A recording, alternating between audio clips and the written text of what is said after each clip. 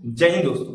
तो आज इस वीडियो में हम सभी class 12 West Bengal board of higher secondary education के हिस्ट्री के लेसन नंबर 1 के पार्ट 2 का डिस्कशन करेंगे। पार्ट 1 में हमने जनश्रुति के बारे में, मिथ्स के बारे में, लेजेंड के बारे में और लोक कथा यानी फॉकटेल्स के बारे में डिटेल से हम लोग एक्सप्लेनेशन देख लिए थे। इस वीडियो में हम सभी मेमोरीज को देखेंगे, फिर ओरल ट्रेडिशनल को अच्छे से देखेंगे, उसके बाद अतीत की रियासतों को देखेंगे जो काउंसिल दी है हमें पढ़ने के लिए। और इस वीडियो में आप सभी को यहाँ मेमोरीज से एक एमसीक्यू आपको फाइनल में जरूर कॉमन देखने को मिलेगा। और इसके बाद में आप सभी को इसी चैनल पर क्या करवाऊंगा बोले तो 12 के लिए आपके जितने भी मोस्ट इंपॉर्टेंट टॉपिक है हिस्ट्री के लिए वो सारे का डिस्कशन इसी चैनल पर होगा। तो चलिए हम वीडियो की शुरुआत करते हैं। तो हमें इसमें करना है मेमोरीज को। मेमोरीज का मतलब क्या होता है, कोई भी व्यक्ति अपनी यादों के माध्यम से किसी घटना का विवरण करता है तो उसे क्या कहते हैं, मेमोरीज कहते हैं। मान लीजिए कल आप कोई एक्सीडेंट होते हुए देखे और उसके ऊपर अपने विचारों को प्रकट किए, अपने घर में आके बताया कि मम्मी पता है मैं ना कल ये देखा, वहां पर ऐसे एक्सीडेंट हुआ, मुझे बहुत खराब लगा मम्मी। तो आप ये जो बोले ना मम्मी मम्मी बोल के, तो ये जो बोले आप ये कैसे बोले, यादों के माध्यम से। यही याद क्या कहलाता है, मेमोरीज कहलाता है। तो भाई आप इसका हिस्ट्री में क्या लेन देन है, हिस्ट्री में लेन देन है। बहुत से व्यक्तियों ने बहुत सी किताबें लिखी, वो किताब वो कैसे लिखी, अपने यादों के माध्यम से।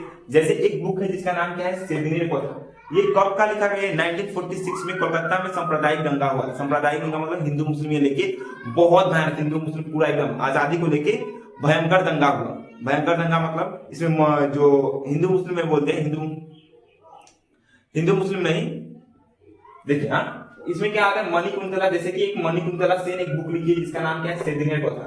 इस बुक में आपको 1946 के सांप्रदायिक दंगे के बारे में मिलेगा, जो कहां पे हुआ था, कलकत्ता में। बहुत भयानक हुआ था, ठीक है। यहाँ पर मुस्लिम लीग का डिमांड था पाकिस्तान को लेकर, तो ये सब पूरा नहीं हो पा रहा था। मुस्लिम लीग बोला था कि हम लोग युद्ध ही करेंगे, और आपस में हम लोग क्या किए, लड़ने लगे थे आपस में। बहुत लाखों की संख्या में व्यक्ति मारे गए थे, ये था। और एक क्या है, नारायण सन्याल द्वारा एक पुस्तक लिखी जिसका नाम क्या है, आमी नेताजी के देखे छी। ये एक नारायण सन्याल एक व्यक्ति कैसा दिखता है, तो कुछ ऐसा दिखते होंगे, कुछ ऐसा दिखते होंगे नारायण सन्याल। ऐसा नहीं, अब फोटो गूगल सर्च करेंगे, मैं ऐसा आपको बता दूं। तो ये नेताजी सुभाष चंद्र बोस को देखे, उनके समय के थे और उनके बारे में सब चीज इनको पता था, तो उन्हीं के ऊपर एक बुक लिखी थी। तो ये अपने यादों के माध्यम से लिखी है। इससे हम लोग को नेताजी सुभाष चंद्र बोस के बारे में बहुत हद तक जानकारी प्राप्त होती है, जिससे हम लोग को इतिहास क्षेत्र में क्या मिलती है, मदद मिलती है हम लोग को, मतलब इतिहासकार लोग को। दूसरा क्या, तीसरा क्या है आपका, सूफिया कमाल। सूफिया कमाल कौन सी पुस्तक लिखी है, इकहत्तर डायरी। इकहत्तर डायरी मतलब 1971 में जो आपका इंडिया और पाकिस्तान बोला, बांग्लादेश और पाकिस्तान को लेकर जो युद्ध हुआ था जिसमें इंडिया भी मदद किया था, उसी के ऊपर ये बुक लिखा गया है। कौन लिखा है, सूफिया कमाल। एक है शेरे आसाग्राम। शेरे आसाग्राम मतलब घर को छोड़, छारे आसाग्राम में बंगाली में है। इसका मतलब क्या है, जब हम लोग का विभाजन हुआ तो बहुत से व्यक्ति इंडिया छोड़ के पाकिस्तान चले गए, मतलब अपना घर छोड़ के दूसरा जगह पे चले गए थे। ये है छेड़े आसाग्राम का मतलब। तो ये बुक को पढ़ने से हमें देश विभाजन के समय की स्थिति क्या थी उसके बारे में हम लोग को पता चलेगा। तो ये कौन लिखे, दक्षिणारंजन बसु। एक है आशालता सरकार, ये किसको लिखी है, आमी सूर्य सेन शिष्य। सूर्य सेन कौन है, मास्टर डा, जो बंगाल में बहुत ही फेमस है। तो ये पुस्तक कौन लिखी है, ये पुस्तक आपका लिखी है आशालता सरकार। कौन लिखी है, आशालता सरकार। नाम क्या है, आमी सूर्य सेनर शिष्य। तो ये आप ये 4-5 बुक का नाम दिया हुआ है, ये तीनों पांचों का ऑथर का नाम याद रखिएगा। क्वेश्चन ये भी आता है कि सेदिनेर कथा निम्न में से क्या है, मिथ्स है, लेजेंड है, फॉकटेल्स है या फिर मेमोरीज है। तो आपको क्या मारना होगा, मेमोरीज। और सेदिनेर कथा कौन लिखा है, तो मणिकुंतला सेन। नारायण सन्याल के द्वारा लिखित पुस्तक का नाम क्या है, आमी नेताजी के देखे छी। सूफिया कमाल के द्वारा लिखित पुस्तक इकहत्तर डायरी। 1971 में जो वॉर हुआ था उसके ऊपर है, बांग्लादेश और पाकिस्तान के बीच। दक्षिणारंजन बसु, छोड़े आसाग्राम, आशालता सरकार, आमी सूर्य सेन और शिष्य। तो आप सभी को बुक का नाम याद रखना है। देखिए अब एक टॉपिक क्या है, मौखिक परंपरा। मौखिक परंपरा का मतलब क्या होता है, एक सांस्कृतिक ज्ञान और सूचना होती है जिसे भाषण के माध्यम से हम क्या करते हैं, एक पीढ़ी से दूसरी पीढ़ी तक पहुंचाया जाता है। जैसे कि शादी ब्याह का परंपरा देख लीजिए, बहुत सारी परंपराएं होती है। जब शादी ब्याह ये सब कोई भी धर्म या कोई भी पूजा ये सब या फिर किसी चीज को भी लेकर होती है तो बोला जाता है ऐसे करो, ये करो, वो करो। ये कहाँ से हम लोग को पता चला, कौन बोला, नहीं बोला, किसी को नहीं पता है। ये क्या है, पीढ़ी दर पीढ़ी हमें सिखाया कि ऐसे करना है बोल के। तो ये क्या है, एक सांस्कृतिक ज्ञान और सूचना है जिसे भाषण के माध्यम से एक पीढ़ी से दूसरी पीढ़ी तक भेजा जाता है। बोलता है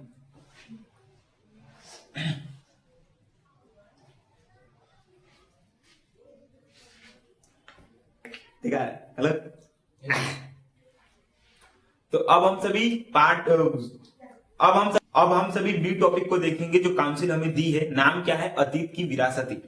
तो अतीत की विरासतें में आपको ज्यादा कुछ नहीं करना है, मतलब कौन कौन से इतिहासकारों ने हिस्ट्री के ऊपर क्या क्या अपनी टिप्पणी की है, यानी अपने बातों को बोली है, बस उसके कोटेशन को आपको याद रखना है। ठीक है, मैं शॉर्ट में बता रहा हूं, उतना डिटेल में नहीं बता रहा हूं। ये 4-5 पढ़ेगा, एक एमसीक्यू यहां से आपको देखने को मिलेगा, यहां से क्वेश्चन बनती है। ठीक है, तो पहला आपका क्या है? ईएच कर। ईएच कर ने क्या कहा है कि इतिहास पढ़ने से पहले इतिहासकार को जाने, यानी कोई बुक आप किने ना हिस्ट्री के ऊपर, तो उसमें जो ऑथर उसको लिखा है, आप पहले ऑथर के बारे में जानिए कि ऑथर पहले क्या थे नहीं थे, तो इस हिसाब से आप वो बुक को और अच्छे से समझ पाएंगे। ये कौन बोला? ईएच कर। इतिहास पढ़ने से पहले इतिहासकार को जाने।